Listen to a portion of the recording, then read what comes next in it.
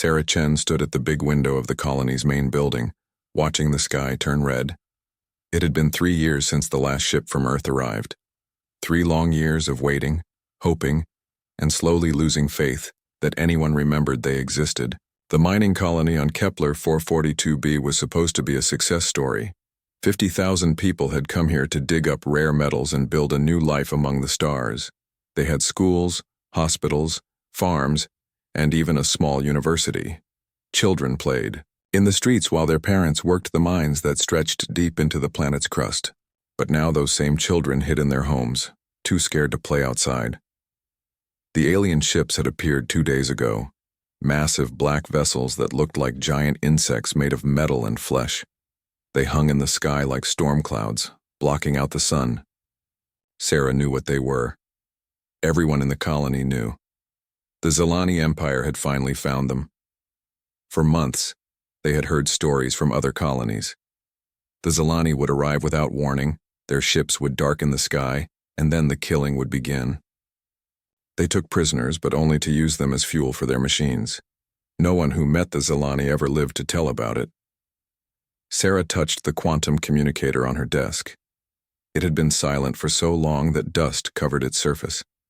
Earth was supposed to send supply ships every 6 months. The last one was 3 years overdue. At first they thought it was just a delay.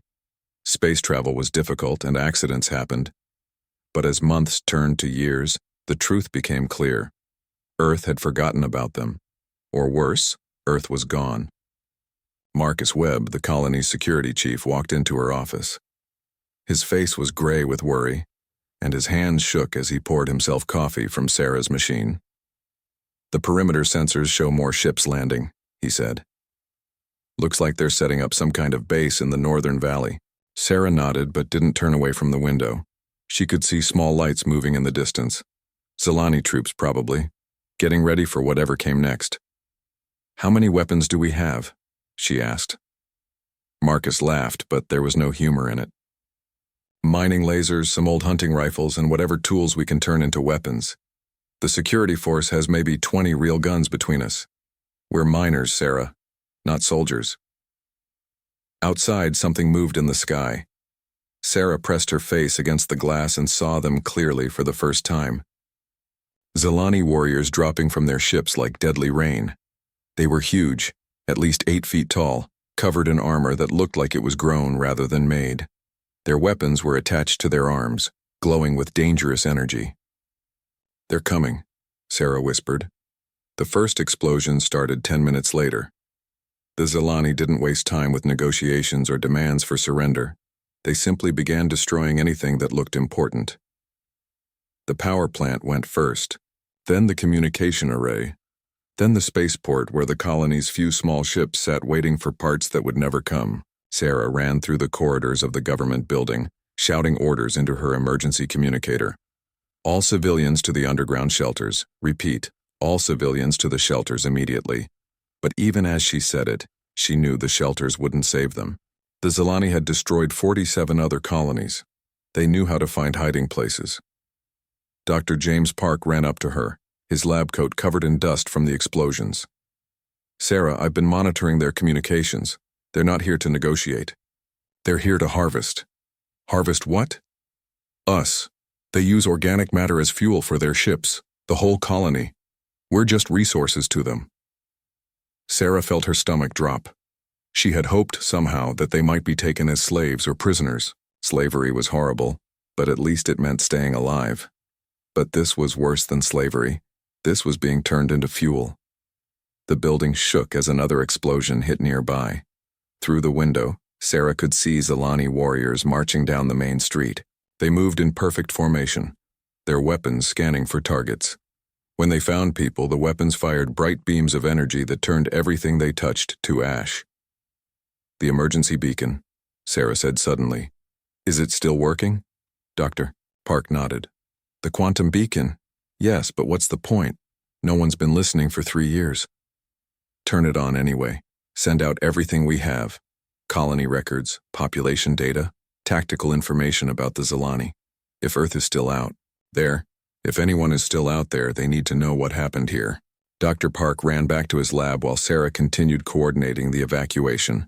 But evacuation to where? The Zilani ships surrounded the planet. There was nowhere to run.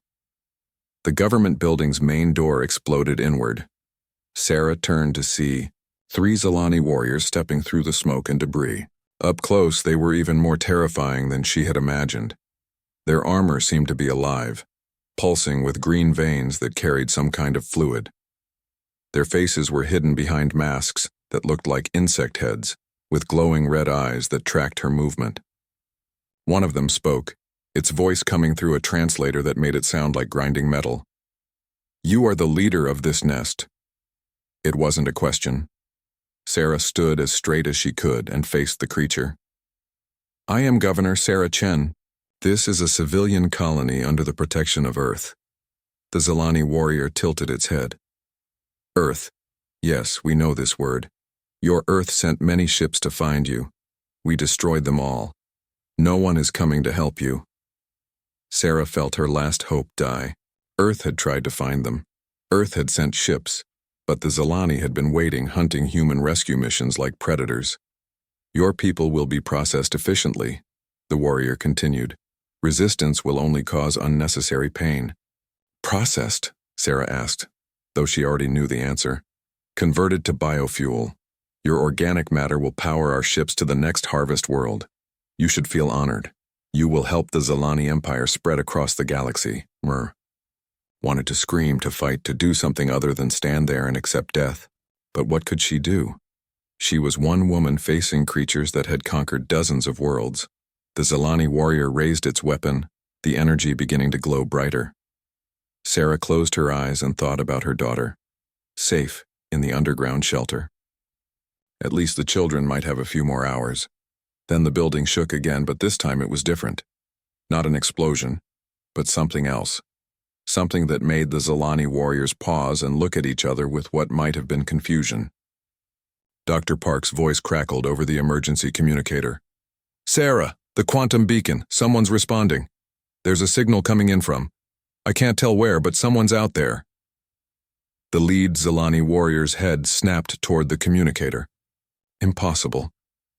All Earth vessels in this sector have been eliminated. But Sarah was no longer listening to the alien. She was listening to the faint voice coming through the static on her communicator. A human voice, speaking words she had never expected to hear again. "Kepler 442b colony, this is Admiral Kane of the United Earth Space Navy. We have received your distress signal. Help is on the way. Hold on." The Zilani warrior snarled and fired its weapon at the communicator, turning it to slag. But it was too late. The message had been heard. Earth had not forgotten them. Earth was coming. Sarah looked up at the alien warrior and smiled. "You said no one was coming. You were wrong." Outside, the red sky began to change color as something new appeared among the stars. Admiral Marcus Kane stood in the command center of the UES Prometheus, staring at a star map that showed too many red marks.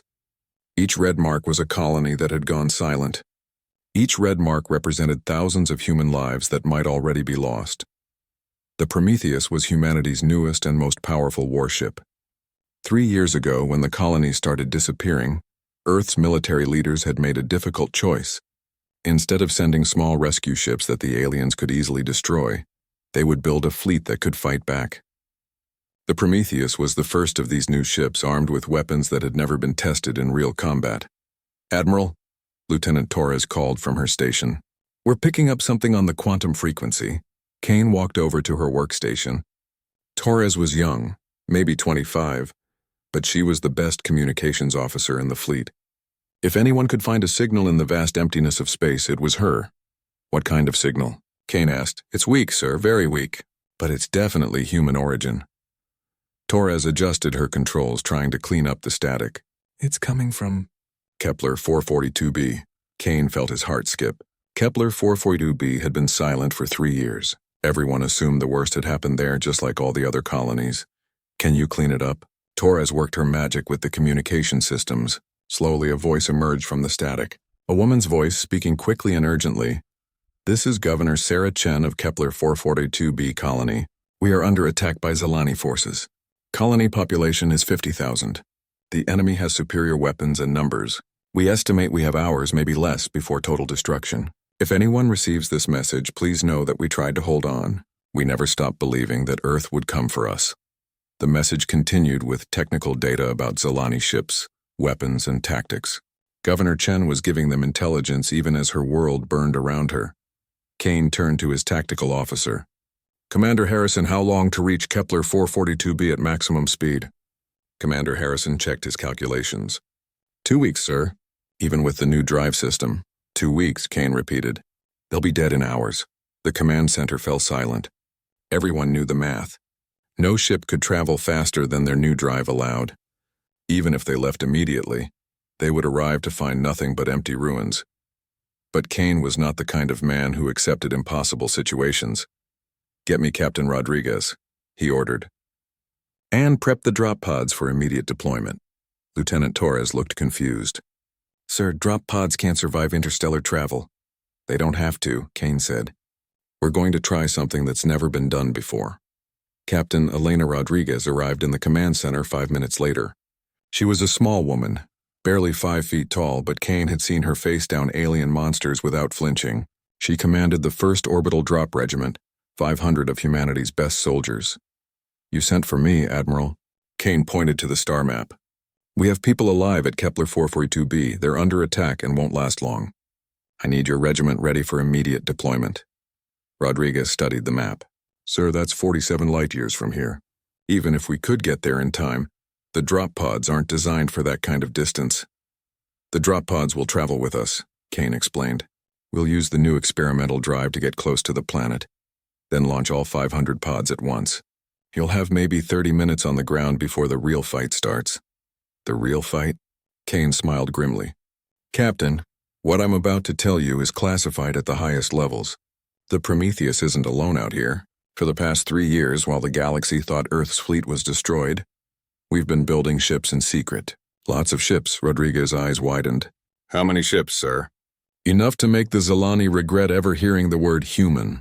Kane turned to address the entire command center. People were about to attempt something unprecedented. We're going to drop 500 soldiers onto a planet that's under alien occupation, with no backup and no extraction plan. Then we're going to follow that up with the largest military operation in human history. He paused, looking at each face in the room. These were good people, brave people, but what he was asking was insane by any reasonable standard. I won't lie to you, Kane continued. This plan has a high probability of complete failure. The drop alone could kill everyone involved. And even if it works, we'll be fighting an enemy that has conquered 47 worlds. Commander Harrison spoke up. Admiral, what are our odds of success? Kane thought about it honestly. If we do nothing, the colony dies. If we try this, maybe we save them. Maybe we don't, but at least we'll send a message to every alien race in the galaxy. Earth does not abandon its people. The command center erupted in activity. Officers ran to their stations, preparing for something that had never been attempted.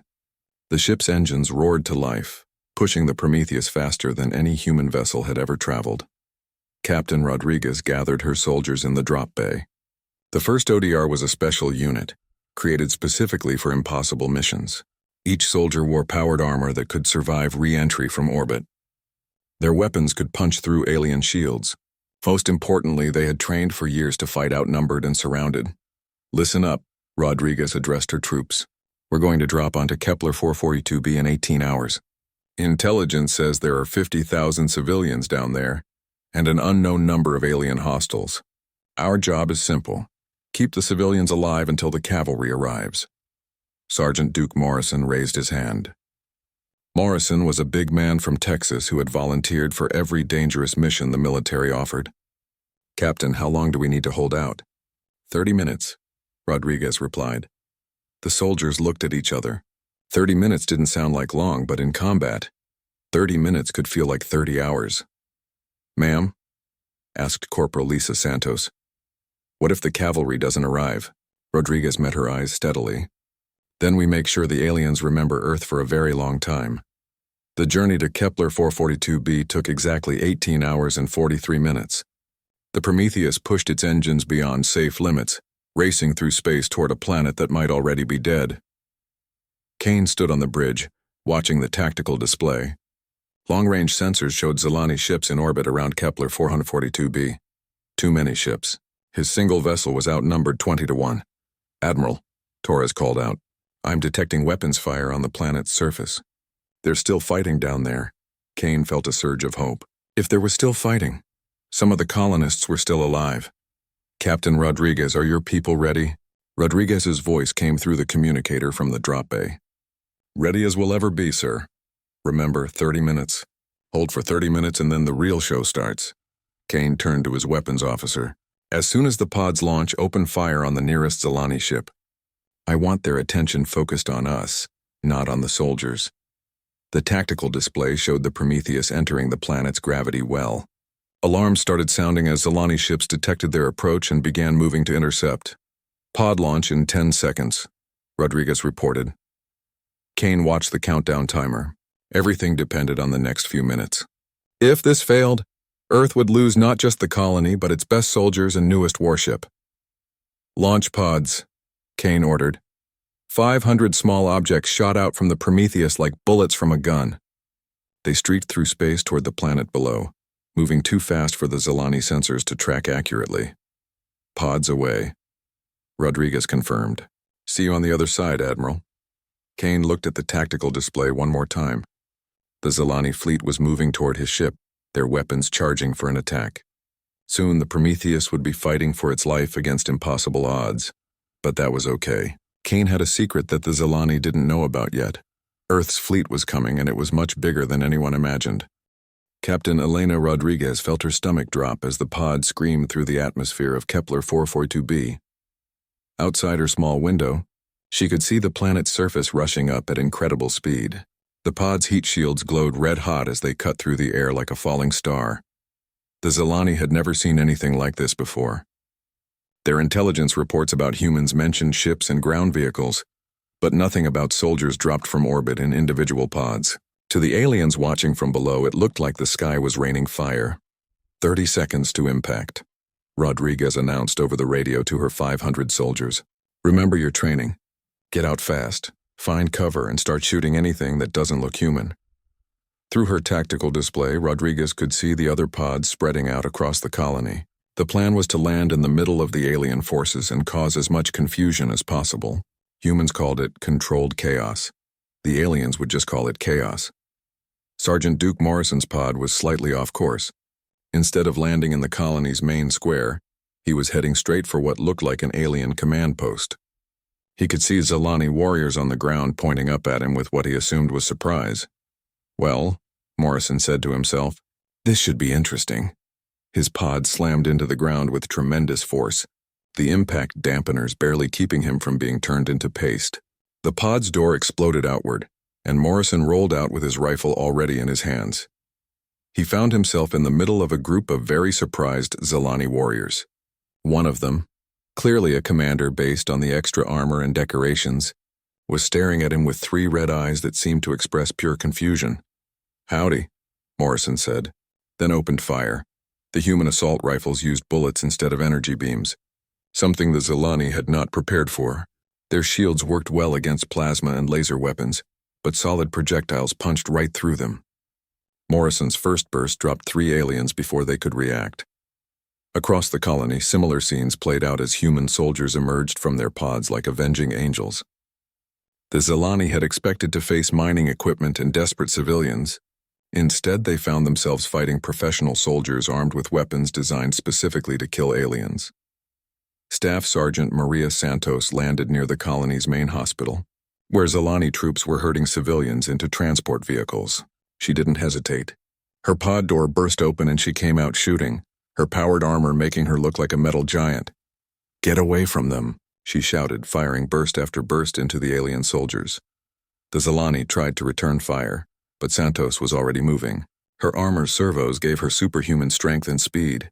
She leaped over their energy beams and landed among them like a one-woman army.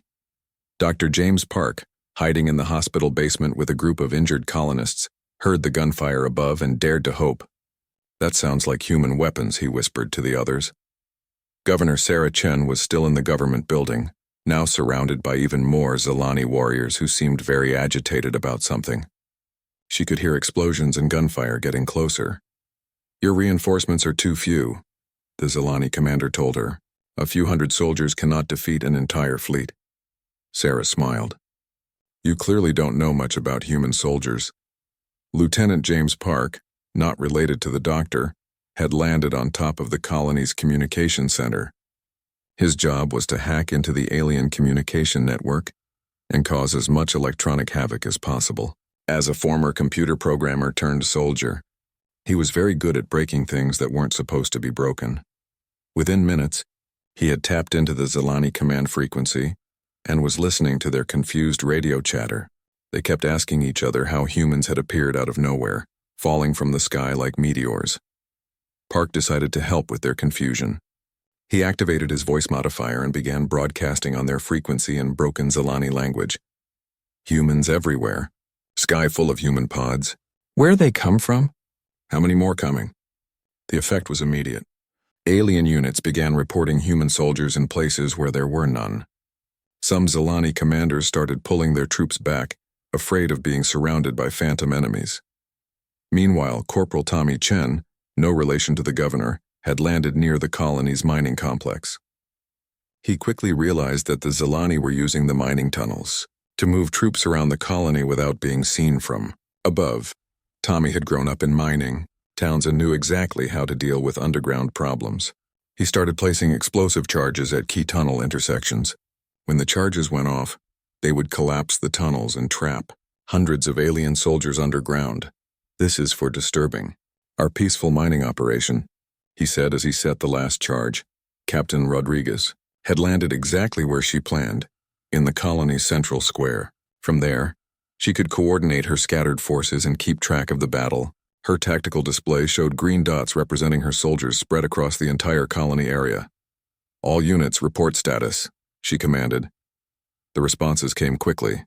Despite the dangerous landing, only 12 soldiers had been injured in the drop. The rest were in position and engaging the enemy. "Morrison here. Command post neutralized. These aliens don't seem to like bullets much." Santos reporting. "Hospital area secured. Civilians are safe for now." Park here. "I've hacked their communications. They're completely confused about our numbers and positions." Chen reporting from the mines. "About to give the aliens a geology lesson they won't forget." Rodriguez smiled inside her helmet. Her soldiers were doing exactly what they had trained for. But she knew they couldn't hold out indefinitely. The aliens had superior numbers and would eventually organize a counterattack. As if summoned by her thoughts, Zilani reinforcements began arriving. More ships landed, disgorging fresh troops that moved with military precision toward the human positions. These weren't the surprised garrison troops that the humans had initially faced. These were proper Zilani combat units armed and ready for war. "Rodriguez to all units," she broadcast. "Here comes the real fight. Remember, we only need to hold for 30 minutes. The battle intensified as Zilani forces surrounded the human positions. Energy beams lit up the night as the aliens tried to pin down the scattered soldiers. But humans had advantages that the Zilani hadn't expected. Human soldiers were trained to fight as individuals when necessary. Each one could operate independently, making decisions and adapting to changing situations without waiting for orders. The Zilani, who were used to overwhelming enemies with superior numbers and firepower, found themselves fighting an enemy that refused to stay still long enough to be overwhelmed. Morrison had linked up with 3 other soldiers and turned the alien command post into a fortress. They used captured Zilani weapons against their former owners and called out targets to each other like they were playing a deadly game. Santos held the hospital despite repeated alien attacks. Her powered armor was running low on power, but she had found the colony's medical supplies and was using stimulants to keep herself fighting at peak performance. Park had managed to turn several Zilani drones against their controllers, creating confusion in the alien ranks as their own machines began attacking them. Chen's mining explosions had worked perfectly, trapping 2 full companies of Zilani troops underground and forcing the others to attack from predictable directions. But Rodriguez could see that time was running out. Her soldiers were brave and skilled, but they were still vastly outnumbered. Ammunition was running low, and the aliens were finally beginning to coordinate their attacks effectively. "Admiral Kane," she called over the long-range communicator, "we've been on the ground for 27 minutes. Please tell me the cavalry is almost here. Kane's voice crackled through space. Look up, Captain. Rodriguez turned her helmet's sensors toward the sky and saw something that made her laugh out loud. Ships, dozens of them, dropping out of faster-than-light travel in perfect formation above the planet. But these weren't just any ships. These were human warships, bigger and more heavily armed than anything that had been built before, and leading them was something that looked less like a ship and more like a flying city. Ladies and gentlemen, Rodriguez announced to her troops, Earth has arrived. The Zilani forces on the ground stopped their attacks and stared up at the sky in disbelief. Their orbital fleet, which had seemed so large and powerful just minutes before, suddenly looked very small compared to what was coming down from the stars. The real battle was about to begin, and this time, humans had brought enough firepower to make the aliens very, very sorry they had ever attacked a human colony. Commander Zithka of the Zilani Empire had conquered 17 worlds personally. His bio-enhanced brain could calculate battle outcomes faster than most species could think. But as he watched human ships appear in the sky above Kepler 442b, his calculations kept returning impossible results. According to Zilani intelligence, Earth's military capacity was limited to 12 capital ships maximum. The database showed that these ships had been destroyed over the past 3 years during rescue attempts. Yet his sensors now detected 47 battleships, 6 massive carriers, and something else that defied classification. Commander, his sensor operator clicked nervously. The large vessel registers as 3 kilometers in length. Our weapons may not be effective against something that size. Zithka studied the tactical display. The humans had somehow hidden an entire fleet while the Zilani thought they were winning the war. This was more than impossible. This was a complete intelligence failure. All ships attack formation, he ordered. Target the largest vessel first. But even as he gave the command, Zithka knew something was wrong. The human ships moved with a precision that spoke of extensive training and combat experience. These were not the desperate colonists the Zilani had been fighting. These were warriors. On the surface of Kepler 442b, Captain Rodriguez watched the space battle begin through her helmet's sensors. The Zilani fleet opened fire first, their energy weapons creating brilliant flashes against the dark sky. But the human ships had shields that deflected most of the incoming fire, and their return volleys were devastating.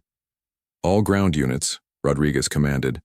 The aliens are about to get very distracted. Time to show them what human soldiers can do when we're angry. Sergeant Morrison was still holding the alien command post when the orbital bombardment started. But instead of alien weapons raining down on human positions, it was human weapons targeting alien strongholds with surgical precision. Well, I'll be damned, Morrison said as he watched a Zilani garrison explode in a ball of plasma fire. Admiral Kane wasn't kidding about bringing the big guns. The effect on the Zilani ground forces was immediate and dramatic. Units that had been pressing human positions suddenly found themselves under attack from orbit. Commanders who had been coordinating complex ground assaults were now scrambling to avoid being vaporized from space. Staff Sergeant Santos used the confusion to launch her own counterattack. Her powered armor was nearly out of power, but adrenaline and pure stubbornness kept her moving. She charged a Zilani position that had been threatening the hospital, screaming at the top of her lungs. The aliens had never encountered anything like an angry human female in powered armor. Santos moved like a force of nature, her depleted weapon still deadly at close range. She grabbed a Zilani warrior's energy rifle and used it to clear an entire building. "This is for scaring the children," she shouted as she fired. Dr. Park emerged from the hospital basement as the sounds of battle moved away from the building. He found Santos leaning against a wall, her armor smoking and sparking from damage. "Are you all right?" he asked. Santos lifted her helmet visor, revealing a face covered in sweat and grime but wearing a fierce smile. "Never better, Doc. How are the patients?" "Alive, thanks to you." Lieutenant Park had completely taken over the Zilani communication network by now. He was not only listening to their radio traffic, but actively issuing false orders to their units. Alien reinforcements were marching in circles, trying to reach destinations that didn't exist. Zilani Unit 47, proceed to coordinates that will lead you into a minefield, he broadcasted in perfect alien language. Zilani Unit 23, your commander has been replaced by a human spy. Ignore all orders. All Zilani units retreat immediately. The humans have deployed a planet-killing weapon. The last message caused panic in the alien ranks. Several units actually began retreating, believing that the humans were about to destroy the entire planet. Corporal Chen had moved beyond just collapsing mining tunnels. He was now using the colony's industrial equipment as weapons. A massive ore hauler designed to carry tons of rock made an excellent battering ram when driven at high speed into alien positions. Sorry about the property damage. Chen radioed to Governor Sarah Chen as he crashed the hauler through a building full of Zilani troops. I'll file a proper damage report later. Governor Chen, still trapped in the government building but now with a much reduced alien guard, laughed despite everything. Property damage is the least of our worries, Corporal. Carry on. The space battle above was reaching its climax. The Zilani fleet, which had seemed so overwhelming just an hour before, was being systematically destroyed by human firepower. Admiral Kane's flagship, the massive dreadnought Terra's Wrath, was cutting through alien ships like they were made of paper. But it was the smaller human vessels that impressed Commander Zithka the most. Human frigates and destroyers fought with a coordination and tactical awareness that the Zilani had never encountered. They seemed to anticipate alien moves before they were made, responding to threats with devastating efficiency. How are they doing this? Zithka asked his tactical officer. Their reaction time is impossible. Commander, analysis suggests they have been studying our tactics for years. Every battle we have fought, every colony we have conquered, they have been watching and learning. Zithka felt something he had never experienced before. Fear. The humans had not just survived the Zilani attacks. They had used them as training exercises, learning how to fight an enemy that considered itself invincible. On the ground, the tide of battle had completely turned. Human soldiers who had been desperately holding defensive positions were now advancing, pushing the demoralized Zilani forces back on all fronts. Morrison had gathered a squad of other soldiers and was systematically clearing alien positions with military precision. The Zilani warriors, who had seemed so terrifying when they first landed, now looked confused and frightened as they faced opponents who refused to die easily. You know what the problem is with you aliens? Morrison asked a captured Zilani commander as he secured the prisoner. You think humans are just another weak species, but we've been fighting each other for thousands of years. War is what we do. Santos had finally linked up with other human forces and was leading a charge toward the alien landing zones.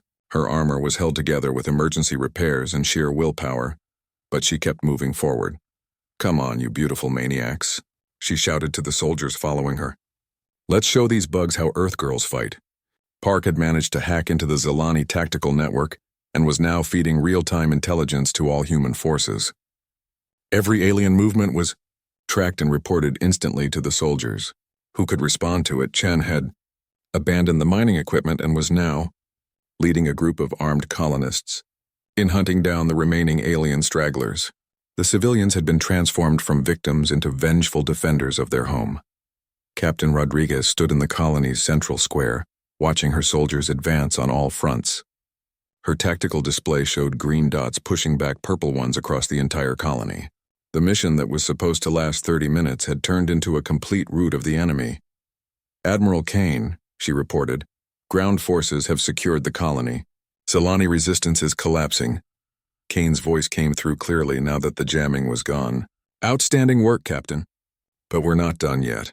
Sensors show more Zilani ships approaching from other systems. It looks like they're sending their main fleet to deal with us. Rodriguez looked up at the sky where the space battle was still raging. Human ships were clearly winning, but she could see new contacts appearing at the edge of the system. How many ships are we talking about, Admiral? Best estimate? About 300. Rodriguez felt her stomach drop. Even with their technological advantages, fighting 300 ships would be a challenge for the human fleet. But then Kane continued. Of course, they don't know about the rest of our fleet yet. The rest of our fleet, sir? Kane's laughter came through the radio. Captain, what you've seen so far is just the advance force. The main battle fleet is still 3 hours out. When the Zilani main fleet arrives, they're going to get a very unpleasant surprise. Rodriguez smiled. Once again, humans had planned ahead, thought strategically, and prepared for every contingency. The aliens thought they were fighting a desperate rescue mission. They had no idea they were walking into the largest military trap in galactic history. Around her, the colony was coming back to life. Civilians emerged from hiding, Children began playing in the streets again, and the sounds of reconstruction were already beginning. But Rodriguez knew the real fight was just getting started. The Zilani Empire had made the mistake of attacking humans. Now they were going to learn what happened when humans fought back with everything they had. Supreme Commander Vex Kalar of the Zilani Empire had lived for 300 years and conquered more worlds than any other military leader in galactic history. When the emergency signal reached him from the Kepler 442b system, he was commanding the main battle fleet from his flagship, a biomechanical monster the size of a small moon. The report was impossible to believe. A single human vessel had appeared from nowhere and destroyed an entire Zilani occupation force. Worse, it claimed that more human ships were coming. The local commander must be mistaken, Vex Kalar told his subordinates. Human military capacity is limited. Our intelligence is very clear on this point. But as his fleet of 300 ships approached the Kepler system, long-range sensors began detecting energy signatures that made no sense. Too many ships. Too many weapons. Too much power for a species that was supposed to be nearly defeated. Supreme Commander, his sensor operator reported with obvious fear. I am detecting approximately 200 human vessels in formation at the edge of the system. Vex Kalar studied the tactical display. If the readings were correct, the humans had somehow hidden an entire battle fleet for years while the Zilani thought they were winning the war. How is this possible? He demanded. His intelligence officer, a Zilani bred specifically for analysis and planning, consulted his data files. Supreme Commander, it appears that humans have been using our attacks as a deception operation. While we destroyed their visible military assets, they were secretly building a much larger fleet. Vex Kalar felt something that few Zilani ever experienced: doubt. For 3 years his forces had been hunting and destroying human rescue ships.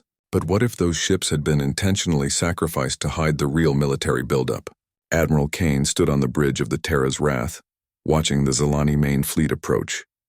This was the moment that Earth's military leaders had been planning for since the first colony went silent. Everything depended on the next few hours. Admiral, Commander Harrison reported, all ships are in position. The Zilani fleet is exactly where we expected them to be. Kane nodded. The trap had been 3 years in the making. Every Zilani attack had been carefully studied, their tactics analyzed, their weaknesses identified.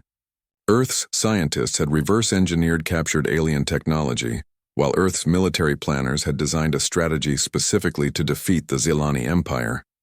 Signal the fleet, Kane ordered. Execute Operation Homecoming. Across human space, ships that had been hidden for years suddenly revealed themselves.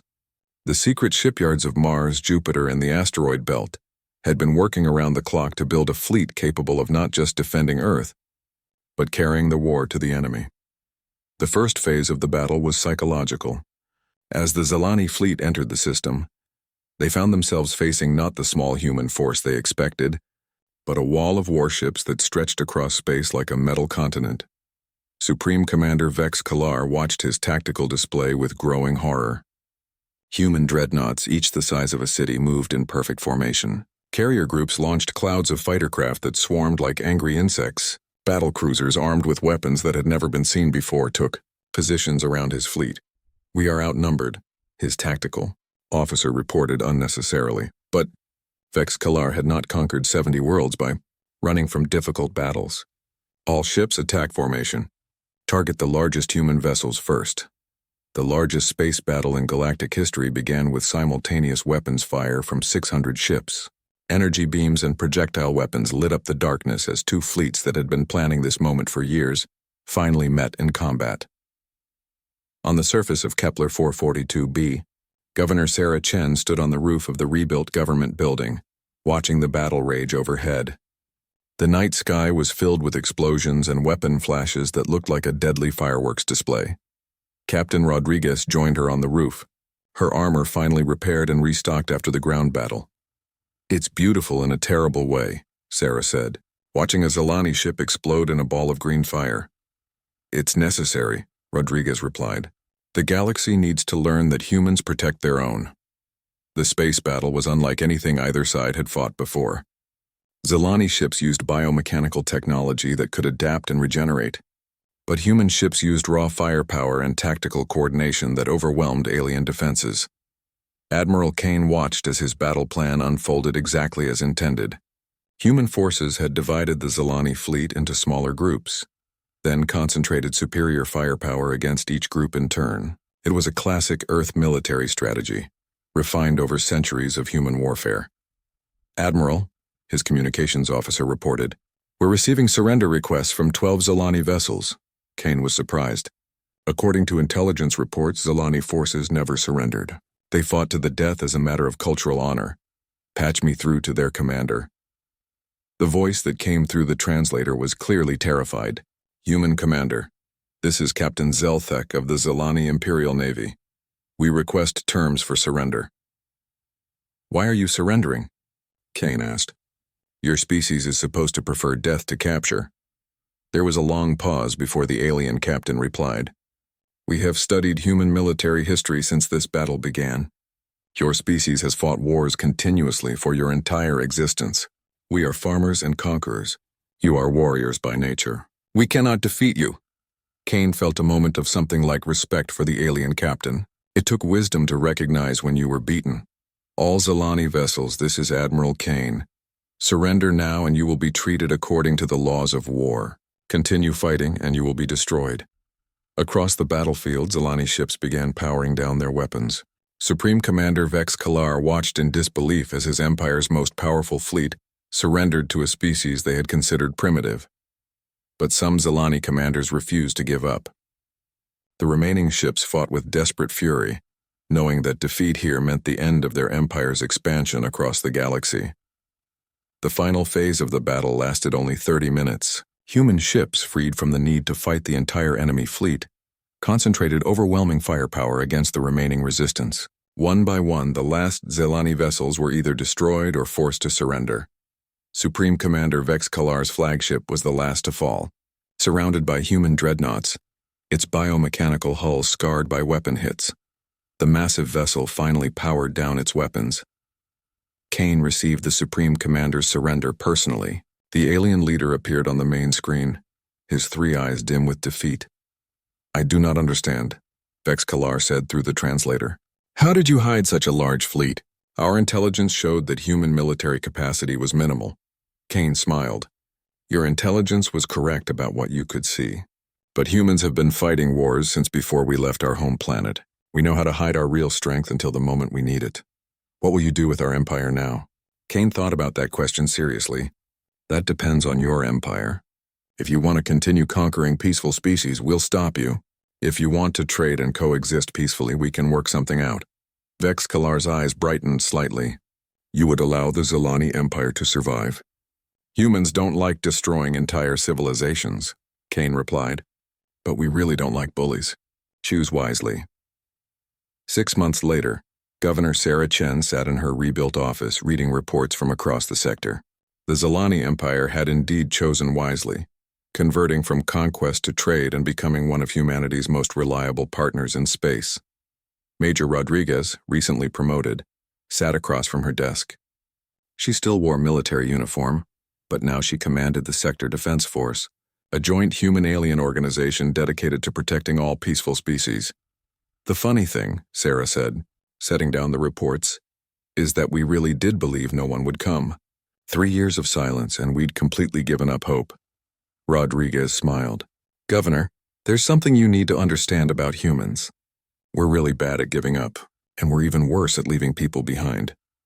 Through the window they could see construction crews rebuilding the colony. Human and alien workers labored side by side, building something better than what had been destroyed. In orbit, patrol ships from a dozen different species maintained the peace that Earth's fleet had fought to establish. "So what happens next?" Sarah asked. Rodriguez looked up at the stars, where human ships continued their patrol routes, protecting colonies that would never again wonder if anyone was coming to help them. "Next, we keep our promise," Rodriguez said. "Every human colony, every peaceful species, every world that wants to build instead of destroy. We'll be there when they need us." Sarah nodded, understanding finally what made humans different from species like the Zilani. It wasn't superior technology or overwhelming numbers. It was the simple refusal to abandon anyone who needed help. The title had been wrong from the beginning. It wasn't that they believed no one would come. They just hadn't understood that when humans made a promise to protect someone, they kept that promise no matter how impossible it seemed. In the vast darkness of space, Earth's ships continued their patrol, carrying a simple message to every species in the galaxy.